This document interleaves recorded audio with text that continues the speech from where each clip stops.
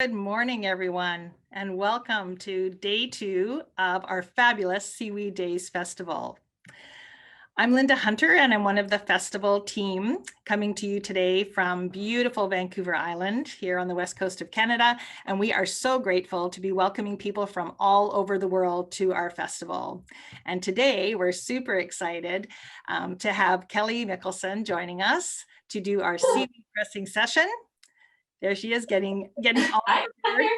Hi, everybody. And Kelly, just to let you know a little bit about her, is a botanical artist based in the small town of Sooke here in BC, and has always been drawn to the ocean.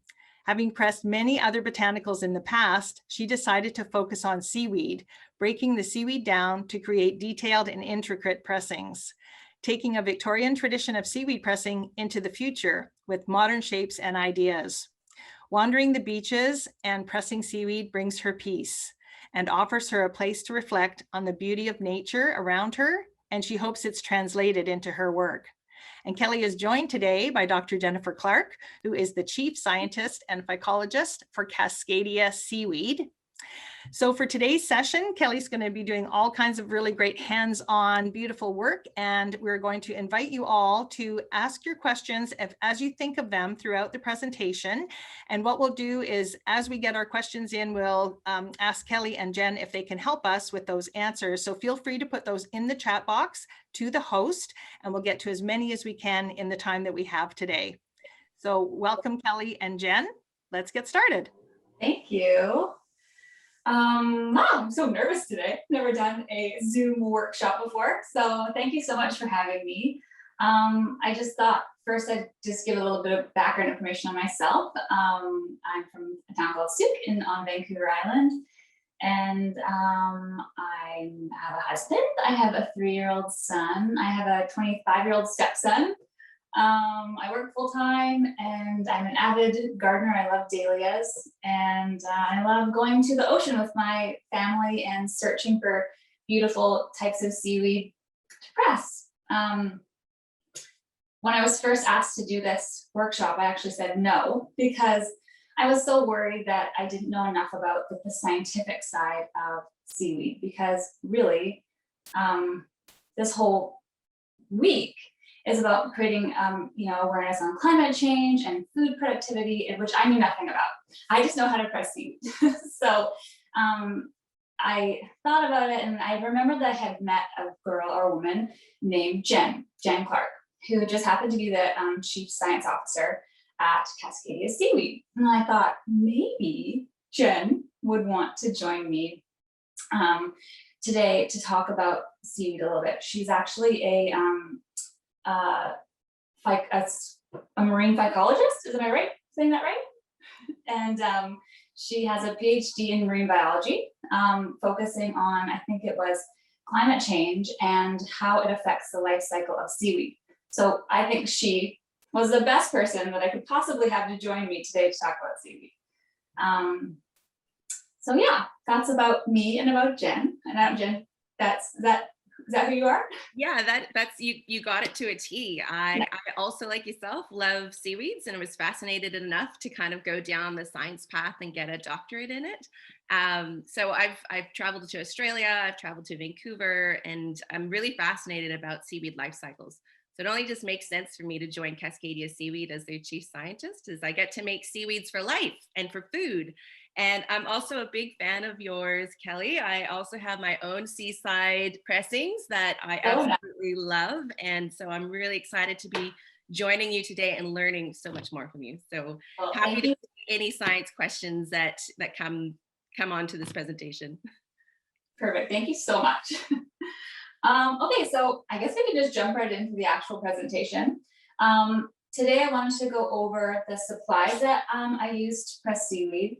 I'm also going to do a really small pressing, and then we can also go over how I preserve the seaweed pressings once they've been pressed. So we'll just jump right in. First of all, what you need is a press. So my husband made these presses for me. They're made out of plywood, and they've just had holes drilled in them. And then I have some bolts, some butterfly bolts and screws that clamp everything together. You don't need something like this. You could use anything. When I first started pressing seaweed, I actually used an antique book press. So it had a gigantic wheel and it like pressed down, and it worked so well, but it wasn't as big as I wanted. I wanted to do a really big pressing. I don't know if you can see it, like a big round one. So I ended up having my husband make this like gigantic one for me. So this one can press something that's 18 by 24. It's also super heavy. But yeah, obviously something like my small antique book press wasn't going to be good enough for that. So you can also use books. You can use anything that will press your seaweed. Just put weights on top of it, or bricks, or basically anything. So first you'll need a press. A lot of little tools that are super helpful when you're pressing seaweed. Skewers. When you put seaweed down, you can easily like move your seaweed around by using a little skewer. Sometimes I create really small pressing. So I like to break I don't know if you can see it, but I like to break my seaweed down into tiny little pieces. So when I'm doing that, sometimes my fingers are a bit cumbersome. So I actually just use tweezers just to put it in place. Paintbrushes are really good too. You can wet the paintbrushes down to move it around. You can also, if your seaweed starts to get a little dried out, you can, because it takes time to make a circle or whatever you're doing. So just wet your seaweed back down to keep it sort of moist and not drying out before you go to press it. Other things that you need, lots of paper towel. It's wet. So I'm constantly like pulling things out of water, then wiping my hands down, and then blotting the paper to get excess water off of it. So paper towel is something you'll definitely need. For what else could I talk about?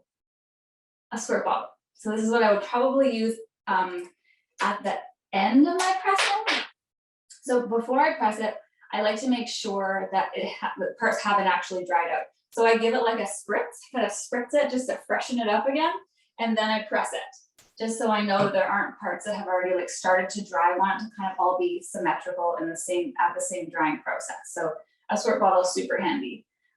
Glue, you're gonna maybe need glue later, but I'll talk about this a little bit later. What else do you need? There are two ways to press seaweed. So, or to get your pressing to press seaweed. So the one option is called like a water bath, using a tub of water. I'm not going to show this process today because it's too complicated to try to show how I would get this out of here. But the idea is that you fill your tub up with a little bit of water, not a ton, just like enough to float the piece of paper as well as the seaweed. You'd put your paper in first, then you'd lay your seaweed on top of it. And the idea is that there are types of seaweed that are really naturally beautiful when they flow in the water. But when you pull them out of the water, they are just one gigantic clump of nothing. And they're too soft or delicate to open up on their own. So that kind of seaweed, you need water to sort of let it naturally splay open and get its natural beauty. So an example of that is something called acid weed. This is one that I did in the water. Jen, I don't know if you can you jump in and maybe talk a little bit about acid weed and like what it is and how it can affect seaweed? Yeah, absolutely. So acid weed is also, its scientific name is Desmarestia ligulata. And it's called acid weed because in its tissue, it has about a pH of 4, which is kind of really, it's acidic. And it's actually a metabolite, a secondary metabolite that prevents things from eating it. So people, like little snails won't eat it because it's kind of acidic.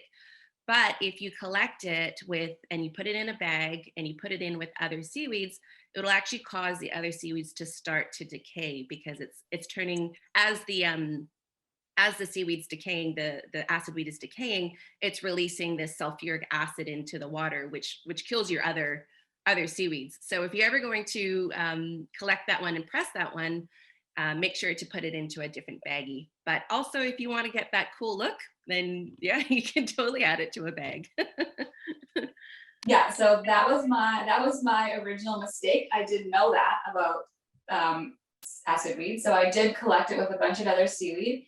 The seaweed that it wasn't touching, it didn't really do much to, but the seaweed that it was directly touching, some of it nearly just turned to like a mush. Like it was almost completely decayed. I have a tendency to go out and collect my seaweed and then I'll clean it, and then I'll put it in a bucket and I'll leave it in the fridge for a day or two. So when I came back to it finally, I was like, oh, what's happened here? This is no good. But luckily this piece, it stayed. It actually started to decay pretty quickly as well. But I was able to get this piece and use the water bath method and get a pressing out of it. So once I took it out of the water, at that point, it still needed a little bit of work to move and maybe make it look a little more open. And so that's when I use a skewer. And once your paper is completely wet, as well as the seaweed, it actually slides pretty easily on the piece of paper. So I was able to just take it and gently move the little pieces out in sort of a more open fashion until it looked like what I wanted it to look like. Kelly? Yeah. Can I interrupt to ask you a question from Amy? Yeah. Her question is, what type of paper is used for pressing? Yes, so that's what I'm going to get to as well. So I'll show Thank you you. right now. I use a watercolor paper. I just get this from Michael's. This is just the random brand that I got this time, but I will get any watercolor paper. This is a 140-pound watercolor paper. I use watercolor paper because it's nice and thick, and just in its nature, it's meant to absorb water. So if you press seaweed before, you will know that it will ripple your paper. And the rippling effect is lessened when you use a thicker paper, I find. So that's why I use watercolor paper. But you can use any type of paper. You could use natural paper, you could use whatever you want. But that's what I find to sort of absorb the water the best. Perfect. Oh, Kelly, sorry. I also use like the acid-free one, which is really good for kind of preserving as well. The seaweed in the long term, yes, for sure. Yeah, good call. So that's one method of getting your seaweed ready to press. And another method, which is the method I'm going to show you today, which is, so first of all, we're going to go back to supplies. I'm pretty sure that's all the supplies I use. When you press seaweed, Jen, I don't know if you use anything else, but usually it's just other water, paper, a press, and some things to assist you in moving the seaweed around. Do you use anything else? So when I worked at UBC, we had like a herbarium press, and you Sure. had like all sorts of other supplies, like these things called bladders, which kind of remove, it's like a compressed foam, which kind of like it can like Sorry. Oh no, yeah, that and usually on top of like and this is dependent on how you want your presses. I usually put like a piece of linen to kind of separate the seaweed, like the wet seaweed, from the blotter or the piece of paper that you're using to put. Right. So that's what I was going to get to next, what's inside my press. So that's where I will move to now. So when I have my press and I've got my piece, well, actually we'll do a pressing for you, but I'll show you first. A lot of people, when I was looking online to how to press seaweed, sorry, I want to go back one step. One thing that I noticed when you look online, you try to learn how to press seaweed, is everyone uses this water bath method. And I hardly ever use this method. I find that if you dry your seaweed to a certain degree, it will naturally start to open up and it will naturally start to let you move it around. For example, I have this, I wrote the name on the back so I could pronounce the word. This is Odontilia flacosa, and it's a super delicate, lacy type of seaweed. And this first one that I did it as a water bath because I didn't know that's what I thought I was supposed to do. And it looks beautiful. But later on I did another pressing, and as I had this kind of seaweed sitting out, but I was using something else, and I went back to it and I thought, oh no, I've left it too long. It's been out of the water. It's starting to open up and dry out. What am I going to do? But then I noticed that it actually looked pretty easy to start manipulating at this point. So if you can see this pressing here, it's the same seaweed. I did not float this underwater at all. It would have been probably way too hard to create this and float it. So I just laid it all out into the position I wanted it. And when pressed, it looks the exact same. So there are tons of seaweed that it won't work with, that it is too delicate and you need the water and you need to move around. But there are lots of seaweeds that if you take them out and you dry them off and you sort of open them up naturally or cut them down into smaller pieces, that you don't need to go through the water bath process, which can be a bit tricky. Kelly, Yeah. if you are using water, Ashley would like to know, does it matter if you use fresh water or salt water? I always bring all of my seaweed home in salt water, and I leave them in the salt water until I am washing them, because I don't have clean salt water here. And at that point, when I wash them, I usually do the pressing right away. So they stayed in salt water until I've washed them, because you can bring home all sorts of things on seaweed. Jen, I don't know, could you maybe tell us some things that stick to seaweed? I noticed like little slimy round things that are on there sometimes, or. Oh, everything sticks to seaweed. It's like a natural place for things to live. So often you'll find little snails or the little amphipods, they look like little those little pill bugs that you find in your garden. And then the diatoms, and the diatoms can really like stick to your pressing. So it's good to give those like a really good clean before putting them in your press. Yeah. So I leave it like in the salt water, and then when I'm washing it off, if you happen to have brought home some beautiful fresh salt water that you can wash it in, you're likely best to always keep your seaweed in salt water. That's what I would recommend. I don't do that though. So you should do / what I do. As soon as I've cleaned it, I do the pressing. The pressing is done in fresh water, and then I press it. So Jen, do you usually have salt water at the university, or would you? Yeah, I generally keep mine in salt water until the press as well. I find if you soak it in fresh water, it's like osmosis. The concentration, the fresh water will go into your seaweed and sometimes cause some like bubbling or expansion. No. Yeah, but if you haven't had, and I think leaving it in seawater until like the last minute is fine. I think that's a great way to do it. Yeah. So you can do either, whatever you have. But like I mentioned, I usually can't load a bunch of seaweed and water home with me. I'm sure my husband would be like, get that out of the fridge. So then the next step is what's inside your press. So what Jen mentioned before is that a lot of places have blotting methods and have different things that they can put in between seaweed.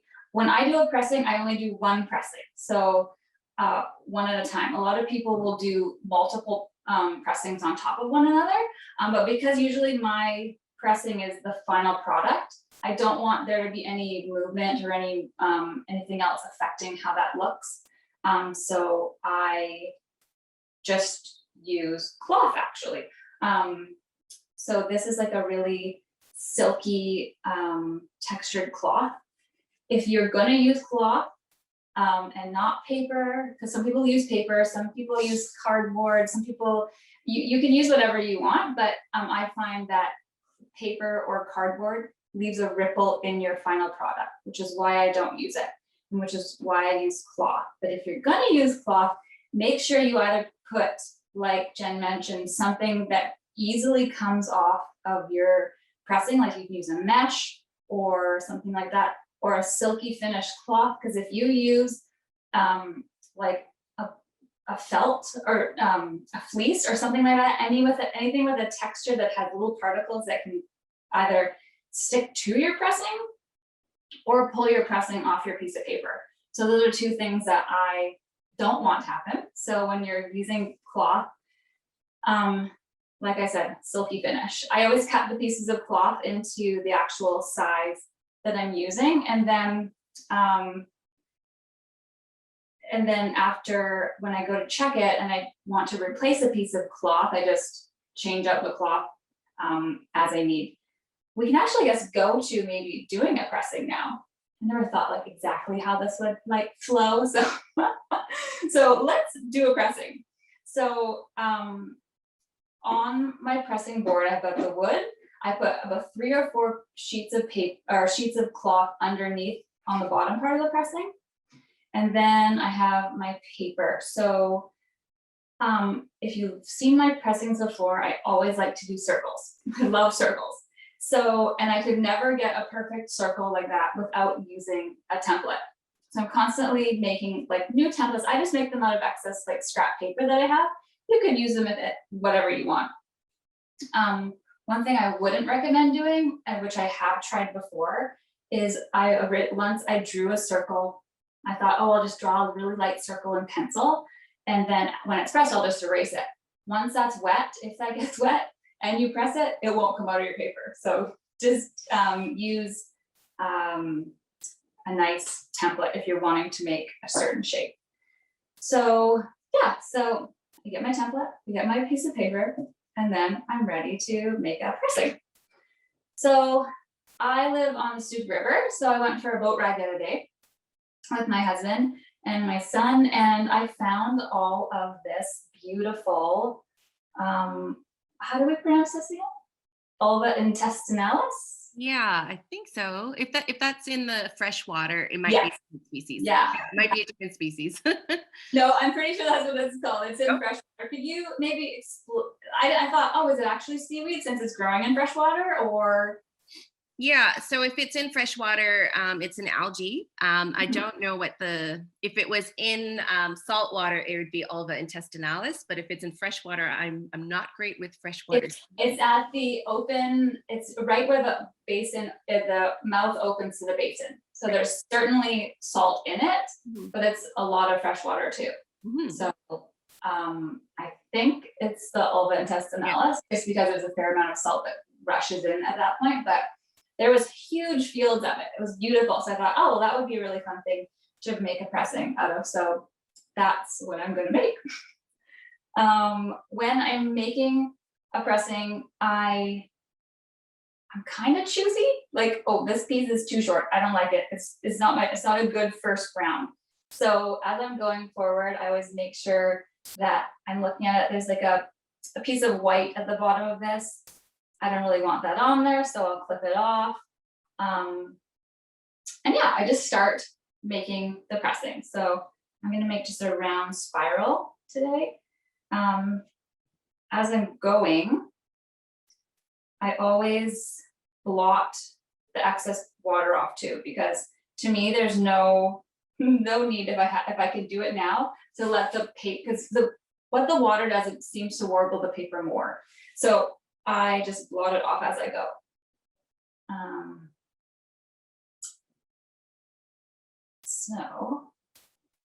I was going to say about collecting seaweed. So when I go to the ocean to collect seaweed, usually I'm collecting seaweed at the shore, maybe just after high tide. So there's some fresh seaweed that's just sort of still wet that I can collect. But you can basically collect seaweed at any time. A lot of seaweed, even if it's a little bit dried out, if you throw it back in some water, can sort of rehydrate itself to be movable and make the cool pressing still. A lot of times if you use the seaweed that's at the shoreline as well, you can find really cool colored pieces because the sun has started to fade it. There's one here that a type of seaweed that I love to use. To me, it's called sea laurel, but what is it actually called? Osmundia spectabilis. Okay, Osmundia spectabilis. And so this kind of seaweed can range in a color from like dark, it's a red seaweed, I believe, but it looks almost brown, like it's a dark brown color, and it can go to pink, to completely white, to purple. There's a huge range of colors that it can become. So kind of fun actually collecting it from the seashore, because we were talking about earlier, that you find colors that you wouldn't necessarily find in the ocean. So that's one way I collect it. Another way is if it's a low tide and I'm walking out and I start, looking at little pools or whatever, and there's some really beautiful seaweed. Sometimes I'm just too tempted and I have to take a little piece of it because it's too pretty. But what is really important when you're collecting seaweed from out in tidal areas is that you don't just pull the entire plant out of the ground. You will kill it. So if you have room to take a little pair of scissors, you could bring some scissors and just clip a piece off. Usually it'll just snap off with your finger just by breaking it. But you don't want to kill the plant. It would just be like taking like a flower, like a dahlia, and ripping its entire tuber out of the ground. You wouldn't want to do that. You want it to be able to keep producing a plant. So Kelly, yeah. we have a question. What are some of the best times to collect seaweed from the beach? Well, right now is an awesome time to start collecting seaweed. Everything is really beautiful and fresh. I usually collect seaweed all the way until, I would say, December. I find different types of nice seaweed. In the winter period, when there's huge storms and nothing seems to be producing very well. Everything is rolling up onto the beach, really wrecked because of storms. That's when I just sort of stop making pressings.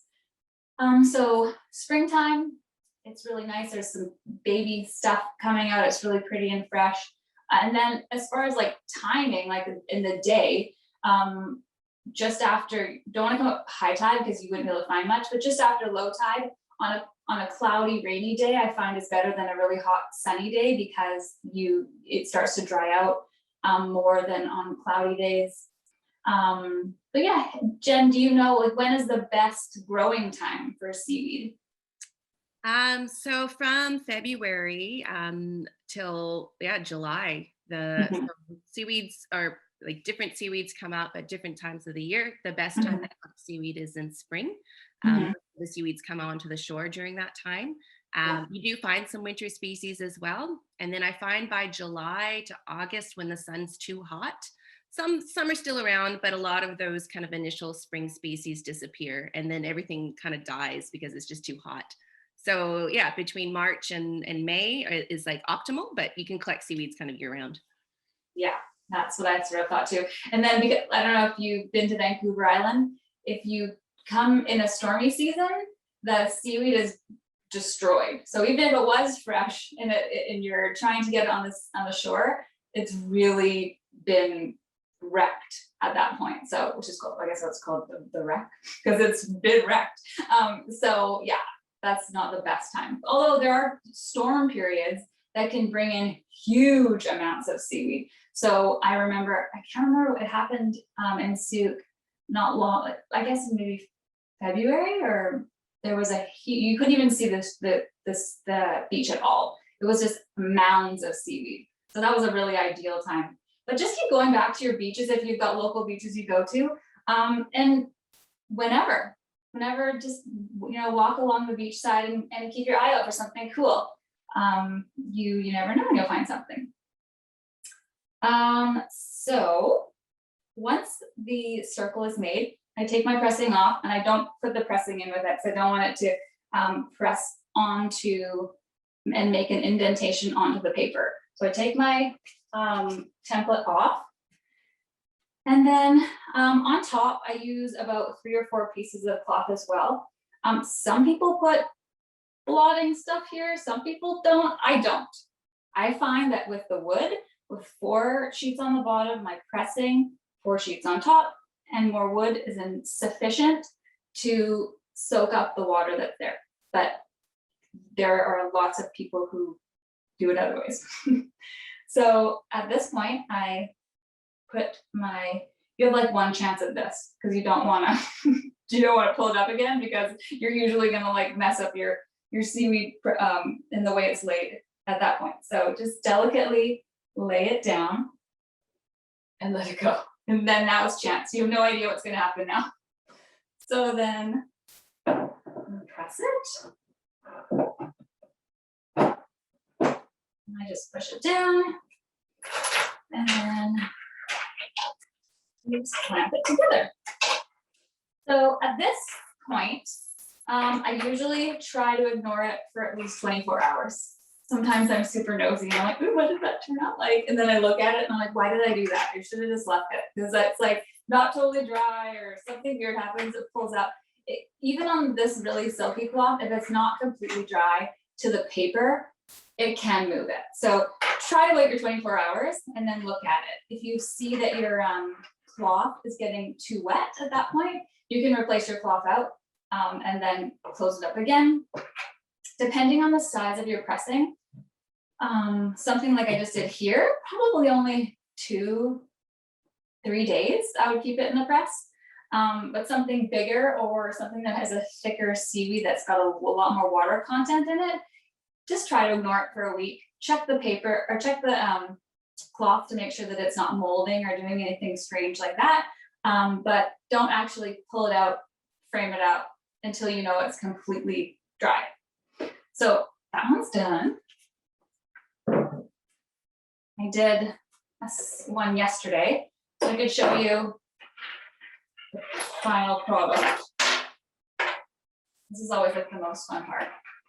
Or like the most devastating part when you realize that it didn't work out, and then, or it's like, a lot of times seaweed can bleed out a lot or do weird things to a piece of paper. So you're like, oh, that's not what I thought this would look like. I like to make this look tricky to get this off. So just like perfectly take it out. There we go. So people always ask me too, like, does seaweed smell when you're pressing it? Does it smell like rotting earth? No, it kind of has like a seaweed smell, but it never smells bad. And then once it's completely dry, there's really like no smell at all. So here it worked, yay. So this is the final product. Technically, I just made this yesterday, so technically I feel the cloth is totally fine. It wasn't wet enough to need a new cloth. I would likely close this up though and wait, another day and before I decide to frame it up. What I like to do when I frame them is have your frame and everything ready right away, or keep it in something that kind of keeps it pressed, because over time seaweed can pop up or it can start, the paper can shift a little bit just because it's extra dry in the air. So keep it nice and flat after you've taken it out of the press. So this kind of seaweed is ideal because it's technically stayed stuck to the press or to your piece of paper. But there are times when you do a really nice pressing, like this one, for example. I don't actually know the name of this, and Jen, I'm not sure if we figured out what this was. This is the Mystery Seaweed. So when I took this one out of the press, I flipped it up like this, every single piece just fell right off. So I was like, oh, that was a lot of work for nothing. And what you end up having to do is, this is when you get your all-purpose white glue and you get a little paintbrush and you start gluing if you want to keep it. So that's what I did with this one. When you're using glue, if say you need a glue for something like this one here, you wouldn't want to put glue all over that. It would right away start shifting your seaweed. It would just be like putting seaweed in water again. It would just start shifting and wrinkling. So be very sparing and do little dabs, and then just hold it down and just sort of tack it, because otherwise it's going to be really tricky, and you might ruin your seaweed. So you don't want to do that. This type is pretty thick. It's kind of like it's a really rigid kelpy kind of feel. If you put a lot of glue on this, it doesn't really do much, but you get the idea when you're playing with your different seaweeds. So yeah, there's other types of seaweeds though that do that as well. I think my son likes to call them sea pickles. They're the ones that you squish. Those never stick to paper either. You'll always have to glue those down. Or feather kelp boa, or boa kelp. it always falls off too. Unless it's a really, really young plant that's nice and green and it sticks, it usually is too thick and just wants to pop off. So don't worry if it falls off, just glue it back on. Another cool thing that you can do if you know that it's a type of seaweed that won't stick to a piece of paper, you can bring it home, press it, pull it off the paper, and then put it away for like a collage later. You can store it. If you keep it out of the sun, it should maintain its color usually. So you can store it and just make something cool later. I often do that when I just see like one tiny piece. It wouldn't make anything, but I'm like, this is so cool, I could add it to something one day. So that's an option for you. Yeah. A couple more questions for you. Sure. One is, what do you use the spray bottle for? So the spray bottle was for at the beginning, before I press the seaweed. So when I, like, for example, like this with this one, it's pretty small, I didn't have to do it. But if I was making one that was bigger like this, by the time, if I started here and by the time I got to the end, this stuff was starting to dry and it's wet on the other side. But I want it to press at sort of the same dampness. So I will take my spray bottle and I will spray the whole thing down right before I press it, just to make sure that it all sort of has the same it's been freshened up with the squirt bottle. That's what I like to do. So that's what that's for. Perfect, thank you. And another one, what is silky cloth? Silk cloth? Silk cloth? This cloth here, this is actually just a Costco sheet that I've cut down into to pieces that fit the press. What I'm just sort of trying to get across, you can't see it, but if you felt it, it feels silky. There's nothing that's pulling off of this. There's no fibers that are coming off of this at all. So when you're finding something, I'm pretty sure this is just a polyester sheet from Costco. So that's what I mean when I use a silky cloth, is something that will not stick or leave residue on your pressing. Perfect. Okay. And then another one, is there an adhesive spray for over top for protection? Yes. Any way to make the pressing stable without a frame like for cards? So I guess two questions there. So there is a type of spray, different type of UV sprays. I don't know if that's what you're talking about. I don't actually know of one that you can spray that adheres it, because I still worry that if you were to spray an entire piece of seaweed, that it would be enough moisture to start changing the flatness of your piece of seaweed. So if you were looking for an adhesive, I still would just use a tacking glue, like just to tack it on. That's me. But as far as other sprays go, there are different types of UV protectant sprays that people could use for like oil painting and stuff, which I've heard people can spray on their seaweed to make it preserve the color of it better. But as far as it sticking, I would just stick with the white glue. Jen, do you use anything else other than white glue? No, I generally use white glue as well to kind of stick them on. I haven't used a spray before, but yeah, I kind of like use the frame to kind of keep it on. I know that's hard for like cards and everything, but yeah. If I think about it, maybe if you had a piece that was like the baby kelp, you could spray the card first and then press it down. But once you press it, make sure I think you should make sure you keep your hands on it and keep pushing it down to make sure it doesn't bubble up or do anything. But that could be an option. I've never tried it before, by spraying it actually onto a piece of paper and then holding it down. It only really matters for really thin pieces of seaweed. The thicker type don't tend to warble, so you could probably use an adhesive spray on thicker pieces of kelp or seaweed, because I don't think you get that movement after it's dry. So okay, and just to follow up on the spray, someone's asking, do you have any suggestions on where you'd purchase UV resistant spray? Yeah, any art store has it. I know if you're in Victoria, that Opus has it. I think I went to Michael's ones and they had, I don't know if they had the spray, they had more of one that was painted on, but again, it was a UV protectant coating. Okay, and any suggestions, just going back to that other question about how to make pressing stables without a frame, like for cards? By like just, I wonder if that's just meaning by like gluing it onto a card? Is that what you mean? Yeah, I'm not sure. That's a question from Amy. Maybe Amy can put in the chat Yeah. box a little more specifics and we can ask Kelly that. Yeah. But I would like glue it down, or so for cards, I've made cards before. So what time are we got good time still? We're good? Yeah, we have about 15.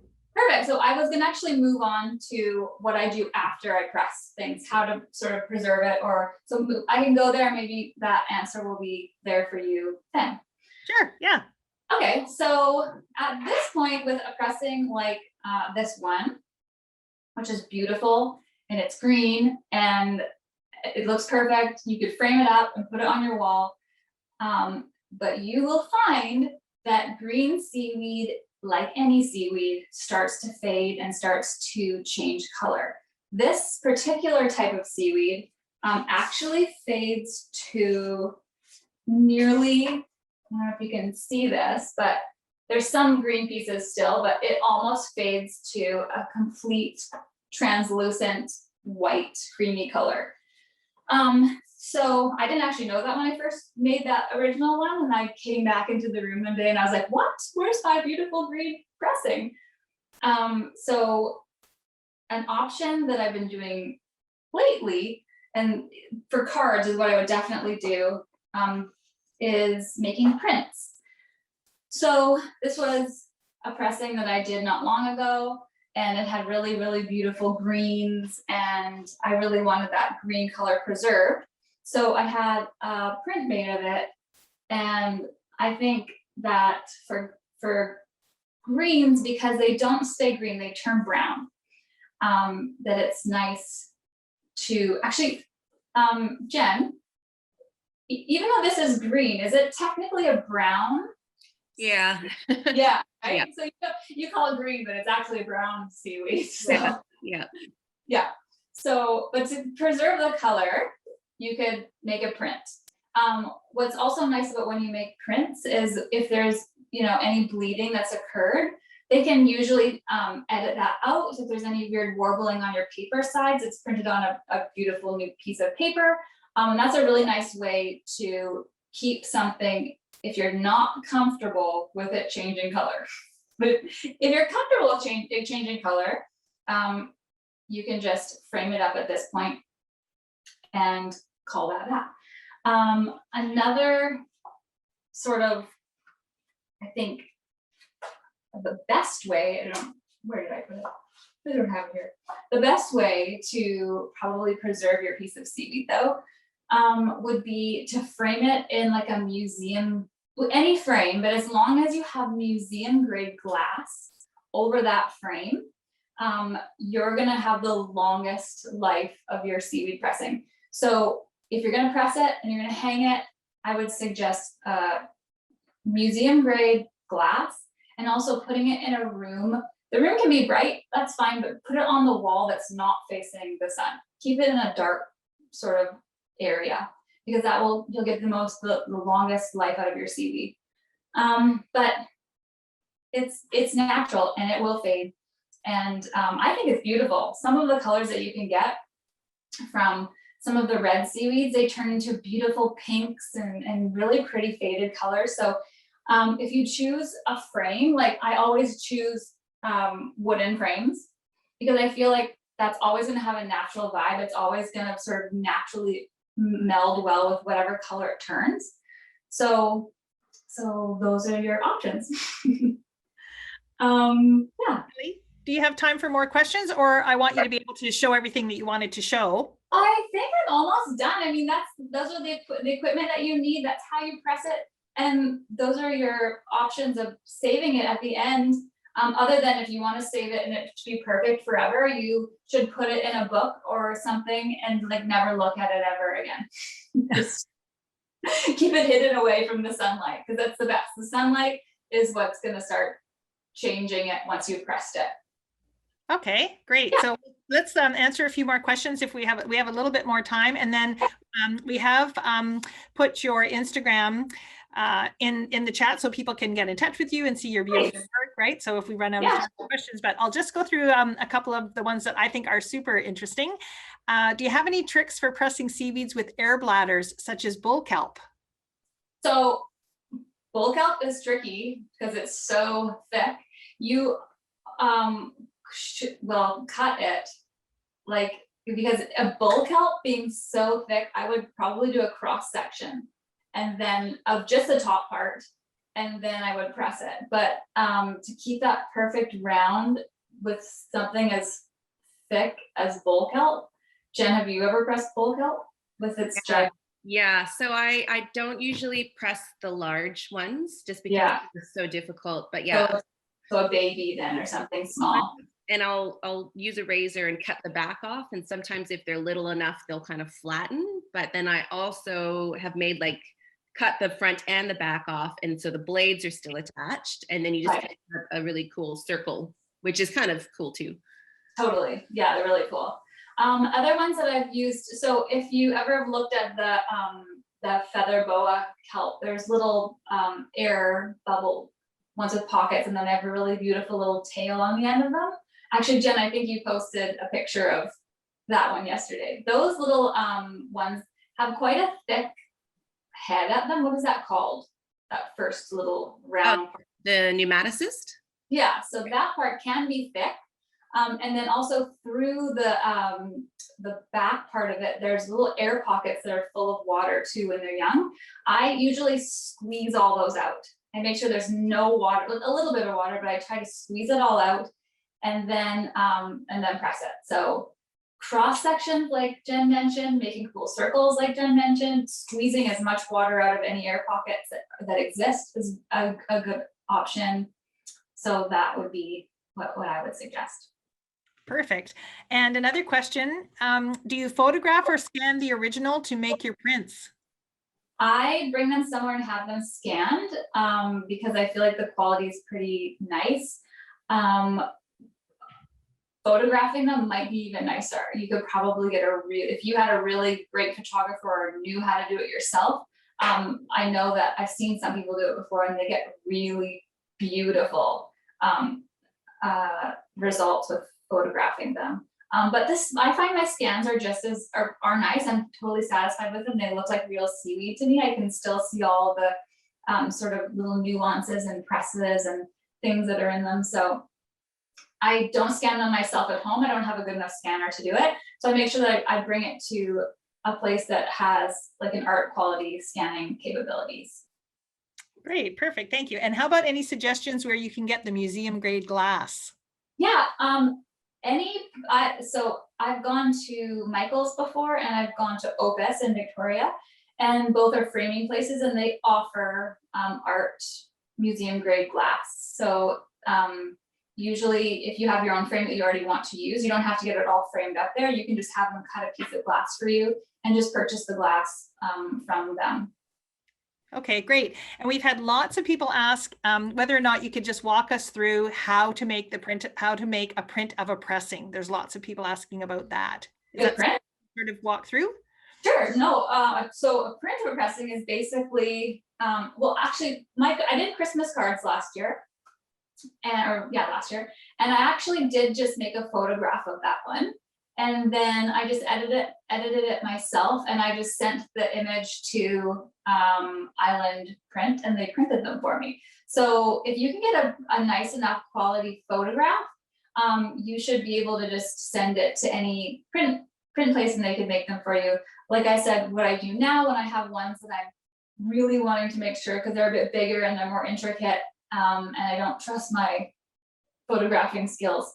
I send it to a place called Art Ink Print if you're in Victoria, and they do really beautiful art scanning. So, and then at that point, I just choose the sizing or whatever, and then I just go pick them up. It's that easy. Awesome, thank you. So we just have enough time now to wrap up. So just if you have any final thoughts or ideas from either you or Jen. I just want to say thank you so much to everyone.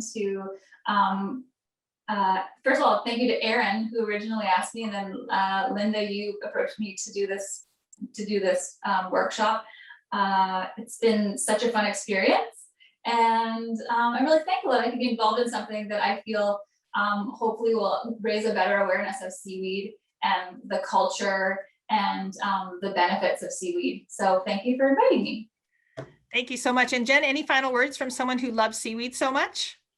I was gonna say, once you start doing some seaweed pressings, it gets really addictive. Every time I'm at the beach now, I'm just like, ooh, what thing will the tide bring in this like today, or what kind of beautiful seaweed will I find in a low tide? So it's kind of like become a bit of an obsession. And I love seaweed so much. I'm so glad that I can learn from Kelly about how to properly do these pressings.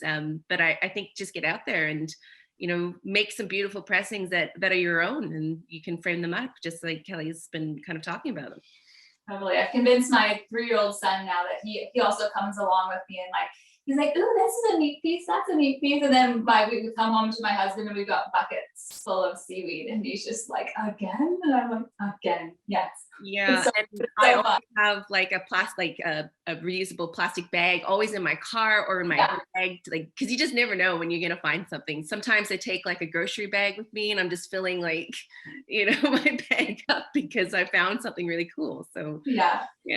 Exactly. Just have everyone, exactly. Have fun with it. Do your own designs, do circles, do shapes. Don't do any shape at all. Just do it in a gigantic piece of seaweed in its natural form. It's all fun. And don't be shocked if it doesn't work out. Just do another piece. The ocean is constantly providing beautiful pieces to press. So just have fun with it. Wow. Thank you so much, Kelly. And thank you, Jen. And I have to say, your art is just beautiful. And I think you've inspired us. So I think this weekend there's going to be a lot more people hanging out at the beach, maybe. I'm not so sure. I hope so. Yeah. And also, pick a piece of garbage up when you go. And I'm like, yes, please. Please. Yes. Thank you so much, both of you. And thanks to our wonderful audience from all over the globe. We hope you've been inspired too. And we invite you to join us at all of the other wonderful things that are happening at the festival. And we'll look for you at the next seaweed session. Thanks so much, everybody. Thank you. Bye.